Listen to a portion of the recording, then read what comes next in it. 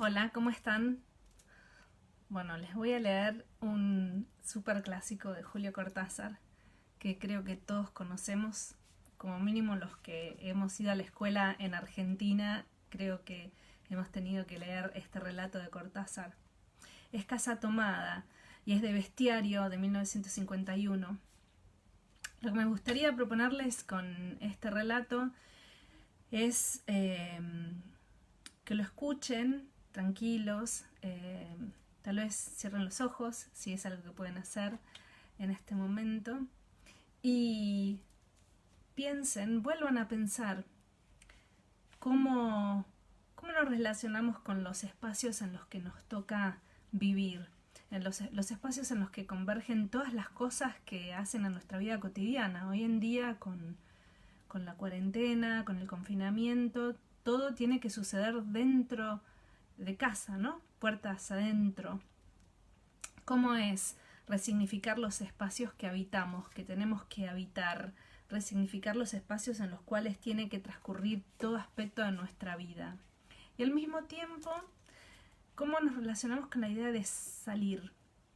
¿Qué nos va a empujar a salir de ese espacio? ¿Qué cosas nos empujan a salir? ¿Qué cosas nos invitan a salir? ¿Y cómo pensamos esa salida después de haber tenido que repensar el adentro? Sin más. Casa Tomada, de Julio Cortázar. Nos gustaba la casa porque, aparte de espaciosa y antigua, hoy que las casas antiguas sucumben a la más ventajosa liquidación de sus materiales, guardaba los recuerdos de nuestros bisabuelos, el abuelo paterno, nuestros padres y toda la infancia. Nos habituamos, Irene y yo, a persistir solos en ella, lo que era una locura, pues en esa casa podían vivir 8 personas sin estorbarse. Hacíamos la limpieza por la mañana, levantándonos a las 7, y a eso de las 11 yo le dejaba a Irene las últimas habitaciones por repasar y me iba a la cocina. Almorzábamos a mediodía, siempre puntuales. Ya no quedaba nada por hacer fuera de unos pocos platos sucios. Nos resultaba grato almorzar pensando en la casa profunda y silenciosa y cómo nos bastábamos para mantenerla limpia. A veces llegamos a creer que era ella la que no nos dejó casarnos. Irene rechazó 2 pretendientes sin mayor motivo. A mí se me murió María Esther antes de que llegáramos a comprometernos. Entramos en los 40 años con la inexpresada idea de que el nuestro simple y silencioso matrimonio de hermanos era necesaria clausura de la genealogía asentada por los bisabuelos en nuestra casa. Nos moriríamos allí algún día. Vagos y esquivos primos se quedarían con la casa y le echarían al suelo para enriquecerse con el terreno y los ladrillos. O mejor, nosotros mismos la voltearíamos justicieramente antes de que fuese demasiado tarde. Irene era una chica nacida para no molestar a nadie. Aparte de su actividad matinal, se pasaba el resto del día tejiendo en el sofá de su dormitorio. No sé por qué tejía tanto. Yo creo que las mujeres tejen cuando han encontrado en esa labor el gran pretexto para no hacer nada. Irene no era así. Tejía cosas siempre necesarias, tricotas para el invierno, medias para mí, mañanitas y chalecos para ella. A veces tejía un chaleco y después lo destejía en un momento porque algo no le agradaba. Era gracioso ver en la canastilla el montón de lana encrespada resistiéndose a perder su forma de algunas horas. Los sábados iba yo al centro a comprarle lana. Irene tenía fe en mi gusto. Se complacía con los colores y nunca tuve que devolver madejas. Yo aprovechaba esas salidas para dar una vuelta por las librerías y preguntar vanamente si había novedades en literatura francesa. Desde 1939 no llegaba nada valioso a la Argentina. Pero es de la casa que me interesa hablar, de la casa y de Irene, porque yo no tengo importancia. Me pregunto qué hubiera hecho Irene sin el tejido, Uno puede releer un libro, pero cuando un pullover está terminado no se puede repetirlo sin escándalo. Un día encontré el cajón de abajo de la cómoda de alcanfor lleno de pañoletas blancas, verdes, lila. Estaban con naftalina, apiladas como en una mercería. No tuve valor de preguntarle a Irene qué pensaba hacer con ellas. No necesitábamos ganarnos la vida. Todos los meses llegaba la plata de los campos y el dinero aumentaba. Pero a Irene solamente la entretenía el tejido, mostraba una destreza maravillosa y a mí se me iban las horas viéndole las manos como erizos plateados, agujas yendo y viniendo, y una o dos canastillas en el suelo donde se agitaban constantemente los ovillos. Era hermoso. ¿Cómo no acordarme de la distribución de la casa? El comedor, una sala con gobelinos, la biblioteca y 3 dormitorios grandes quedaban en la parte más retirada, la que mira hacia Rodríguez Peña. Solamente un pasillo con su maciza puerta de roble aislaba esa parte del ala delantera donde había un baño, la cocina, nuestros dormitorios y el living central, al cual comunicaban los dormitorios y el pasillo. Se entraba a la casa por un zaguán con mayólica y la puerta cancel daba al living. De manera que uno entraba por el zaguán, abría la cancel y pasaba al living. Tenía a los lados las puertas de nuestros dormitorios y al frente el pasillo que conducía a la parte más retirada. Avanzando por el pasillo se franqueaba la puerta de roble y más allá empezaba el otro lado de la casa. O bien se podía girar a la izquierda, justamente antes de la puerta, y seguir por un pasillo más estrecho que llevaba a la cocina y al baño. Cuando la puerta estaba abierta, advertía uno que la casa era muy grande.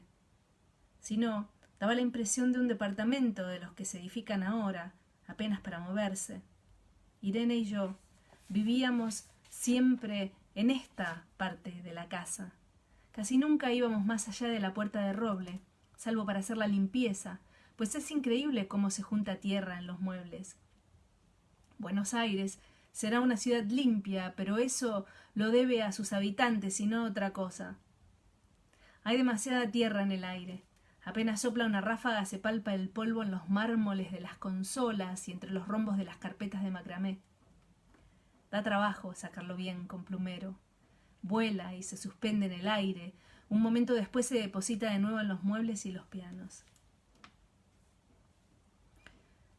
Lo recordaré siempre con claridad porque fue simple y sin circunstancias inútiles. Irene estaba tejiendo en su dormitorio. Eran las 8 de la noche y de repente se me ocurrió poner al fuego la pavita del mate. Fui por el pasillo hasta enfrentar la entornada puerta de roble y daba la vuelta al codo que llevaba a la cocina cuando escuché algo en el comedor o la biblioteca. El sonido venía impreciso y sordo, como un volcarse de sillas sobre la alfombra o un ahogado susurro de conversación. También lo oí al mismo tiempo o un segundo después en el fondo del pasillo que traía desde aquellas piezas hasta la puerta. Me tiré contra la puerta antes de que fuera demasiado tarde. La cerré de golpe apoyando el cuerpo. Felizmente la llave estaba puesta de nuestro lado y además corrí el gran cerrojo para más seguridad. Fui a la cocina, calenté la pavita y cuando estuve de vuelta con la bandeja del mate le dije a Irene: tuve que cerrar la puerta del pasillo. Han tomado la parte del fondo. Dejó caer el tejido y me miró con sus graves ojos cansados. ¿Estás seguro? Asentí. Entonces, dijo recogiendo las agujas, tendremos que vivir en este lado. Yo cebaba el mate con mucho cuidado, pero ella tardó un rato en reanudar su labor. Me acuerdo que tejía un chaleco gris. A mí me gustaba ese chaleco. Los primeros días nos pareció penoso porque ambos habíamos dejado en la parte tomada muchas cosas que queríamos. Mis libros de literatura francesa, por ejemplo, estaban todos en la biblioteca. Irene extrañaba unas carpetas, un par de pantuflas que tanto la abrigaban en invierno. Yo sentía mi pipa de enebro y creo que Irene pensó en una botella de esperidina de muchos años. Con frecuencia pero esto solamente sucedió los primeros días, cerrábamos algún cajón de las cómodas y nos mirábamos con tristeza. No está aquí. Y era una cosa más de todo lo que habíamos perdido al otro lado de la casa. Pero también tuvimos ventajas. La limpieza se simplificó tanto que aún levantándose tardísimo, a las 9:30, por ejemplo, no daban las 11 y ya estábamos de brazos cruzados. Irene se acostumbró a ir conmigo a la cocina y ayudarme a preparar el almuerzo. Lo pensamos bien y se decidió esto. Mientras yo preparaba el almuerzo, Irene cocinaría platos para comer fríos de noche. Nos alegramos porque siempre resulta molesto tener que abandonar los dormitorios al atardecer y ponerse a cocinar. Ahora nos bastaba con la mesa en el dormitorio de Irene y las fuentes de comida fiambre. Irene estaba contenta porque le quedaba más tiempo para tejer. Yo andaba un poco perdido a causa de los libros, pero por no afligir a mi hermana me puse a revisar la colección de estampillas de papá, y eso me sirvió para matar el tiempo. Nos divertíamos mucho, cada uno en sus cosas, casi siempre reunidos en el dormitorio de Irene, que era el más cómodo. A veces Irene decía: «Fíjate este punto que se me ha ocurrido, ¿no? Un dibujo de trébol». Un rato después, era yo el que ponía ante los ojos un cuadradito de papel para que viese el mérito de algún sello de Eupen o Malmedy. Estábamos bien, y poco a poco empezábamos a no pensar. Se puede vivir sin pensar. Cuando Irene soñaba en voz alta, yo me desvelaba enseguida. Nunca pude habituarme a esa voz de estatua o papagayo, voz que viene de los sueños y no de la garganta. Irene decía que mis sueños consistían en grandes sacudones que a veces hacían caer el cobertor. Nuestros dormitorios tenían el living de por medio, pero de noche se escuchaba cualquier cosa en la casa. Nos oíamos respirar, toser, presentíamos el ademán que conduce a la llave del velador, los mutuos y frecuentes insomnios. Aparte de eso, todo estaba callado en la casa. De día eran los rumores domésticos, el roce metálico de las agujas de tejer, un crujido al pasar las hojas del álbum filatélico. La puerta de roble, creo haberlo dicho, era maciza. En la cocina y el baño que quedaban tocando la parte tomada, nos poníamos a hablar en voz más alta o Irene cantaba canciones de cuna. En una cocina hay demasiado ruido de loza y vidrios para que otros sonidos irrumpan en ella. Muy pocas veces permitíamos allí el silencio, pero cuando tornábamos a los dormitorios y al living, entonces la casa se ponía callada y a media luz. Hasta pisábamos más despacio para no molestarnos. Yo creo que era por eso que de noche, cuando Irene empezaba a soñar en voz alta, me desvelaba enseguida. Es casi repetir lo mismo salvo las consecuencias. De noche siento sed, y antes de acostarnos le dije a Irene que iba hasta la cocina a servirme un vaso de agua. Desde la puerta del dormitorio, ella tejía, oí el ruido en la cocina. Tal vez en la cocina o tal vez en el baño, porque el codo del pasillo apagaba el sonido. A Irene le llamó la atención mi brusca manera de detenerme, y vino a mi lado sin decir palabra. Nos quedamos escuchando los ruidos, notando claramente que eran de este lado de la puerta de roble, en la cocina y en el baño o en el pasillo mismo donde empezaba el codo casi al lado nuestro.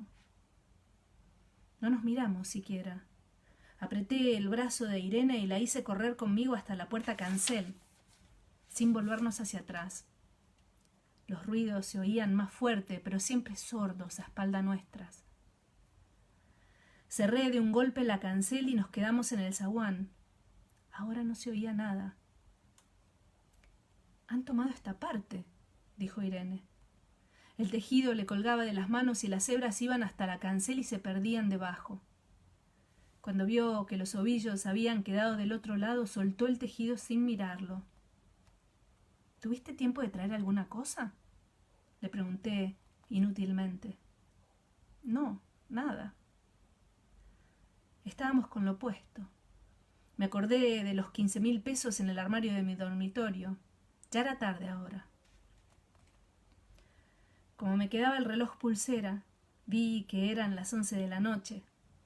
Rodeé con mi brazo la cintura de Irene, yo creo que ella estaba llorando, y salimos a la calle. Antes de alejarnos, tuve lástima. Cerré bien la puerta de entrada y tiré las llaves a la alcantarilla.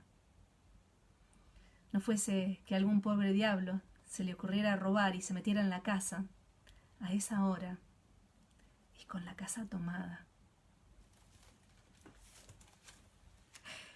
Casa tomada, de Julio Cortázar. Bueno, gracias por escucharme, gracias por escuchar este relato.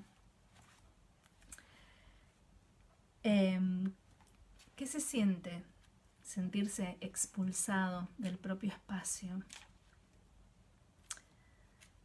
¿Por qué tirar las llaves a la alcantarilla?